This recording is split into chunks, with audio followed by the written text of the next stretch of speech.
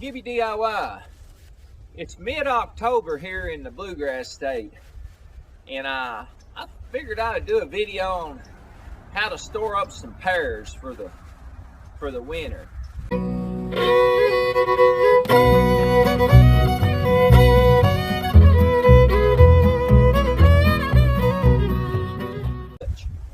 So first of all, if you're lucky enough to have you a fruit box, power to you.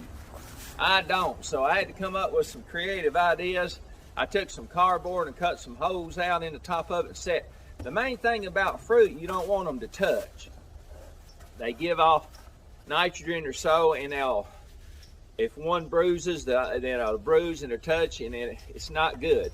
So that's why you see fruit boxes have a little separation, sort of like eggs. So this is what I come up with, and I really like it really well, is these little things, and you can get them.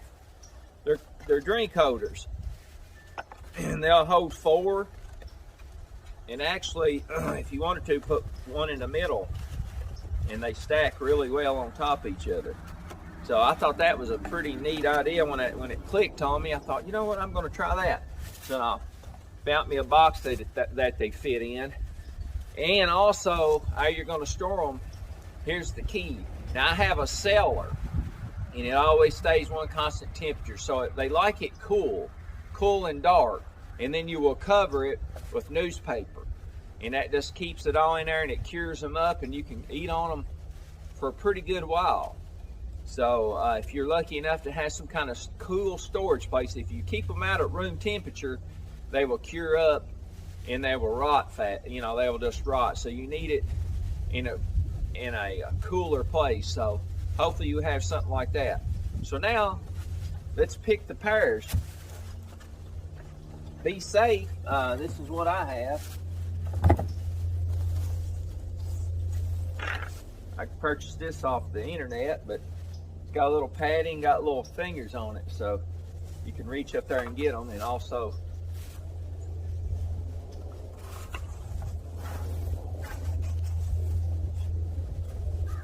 going to extend that out. Now I'm going to see what I can reach on the ground, and I got my ladder here. Trying to get the rest of it. Now I can go on the ground when I'm done and pick up some.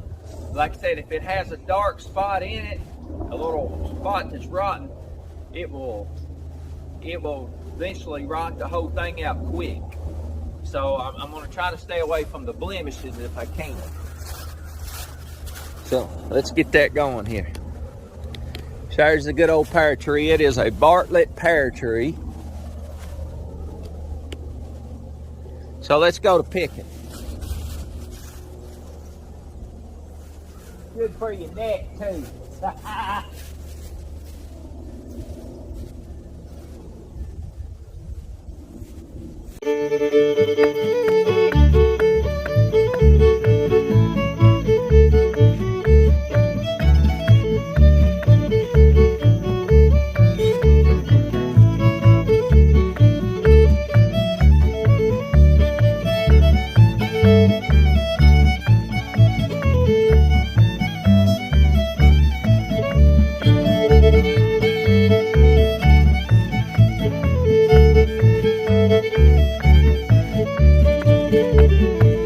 Care what my grandfather did.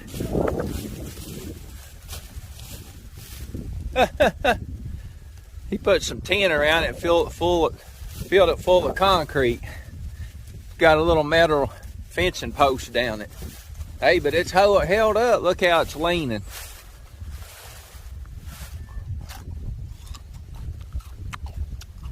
Oh, pear. Okay, let's look through our pears here. Normally, during the end of summer, when I'm picking my pears off the tree, I can get no blemishes. What happens is when they hit the ground, they'll bruise, and then of course the bugs and insects and squirrels and everything get on them and make them bruise. So this time of year, try to get them off the tree. You see how sensitive they was to the how easy they fell off when you got close to them, so you know they're right. So I'm going through here and seeing if I have any with any blemishes, like these. I'm going to leave them towards the top. See, even that little spot right there, they get bigger. So I'm going to put bruise up, or blemish up. So this one's complete.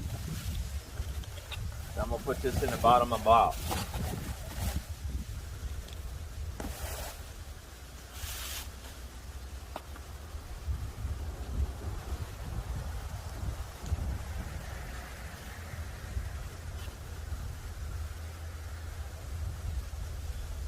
See, even that. And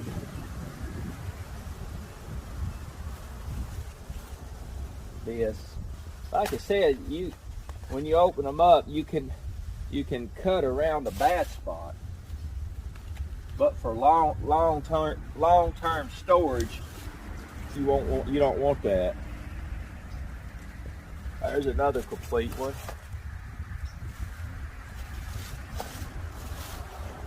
See, that's a bug spot. Such a good pear, though. I'm going to try it, but put it up where I can get to it pretty quick.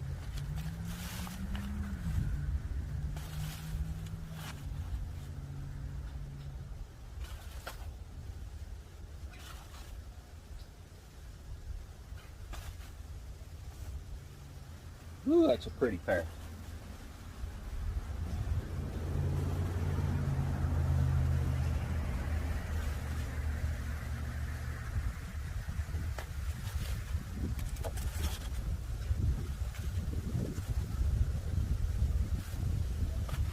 Beautiful.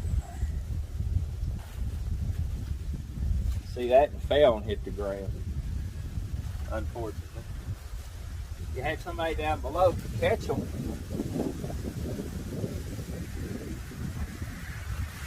Without hitting them in the face. All right, I'm going to put my worst ones on the top so I can get to them pretty quick.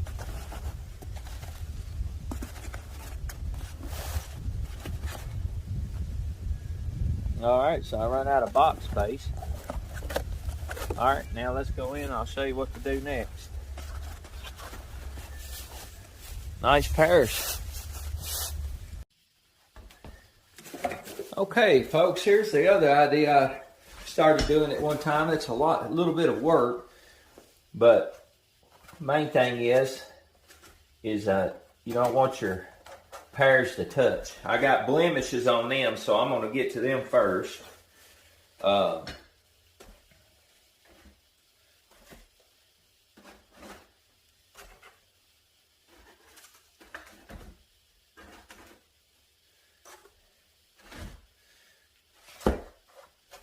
There you go. Now let me show you how I'm going to storage them. And I got newspaper, but you can use some cardboard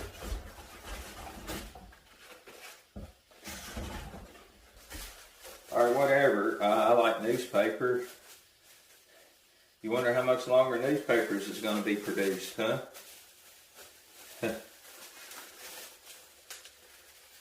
I hope they keep producing them because I paint and I like to take car windows off with them, and old school painters might have to come up with some other way, I guess, one of these days. But what I do is just take my newspaper and just stick them right over the top like that. You see, I'm going to cover this up.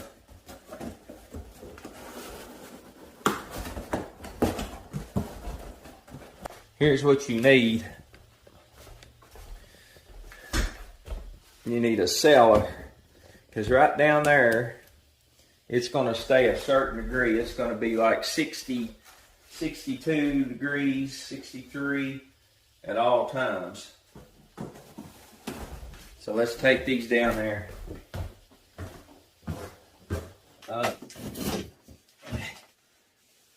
That's what I do. I love pears. You can make jelly if you want, pear preserves. Come up on this table, maybe the mice to stay off of it. But definitely going to eat my ones that's got the bad spots on them first because they'll rot quicker. But beans they're down here and the temperature can control it. It's like in a supermarket where they keep them back in the cooler, but they keep them in these boxes, and it does work. And they keep their fruit a long time and be able to rotate them and put them out in the store. So it works the same way. So if you're lucky enough to find you some of those fruit boxes, I've been trying to go into local places and ask them, and they said they'd save them, but then they don't. Oh, we just crush some, and so that's why I come up with the cup holders. Works really well. This system over here works okay too. A little more work involved cutting those holes, but I need to get me a top to go over. But anyway, I'm keeping them sealed, and them pears give off nitrogen and give off different chemicals, and they help cure up. They cure up that way. So if you got them in room temperature, I've tried that. I've left them out like up here in the house, and they just rot, and you can't eat them fast enough. This way you can eat them for a pretty good while.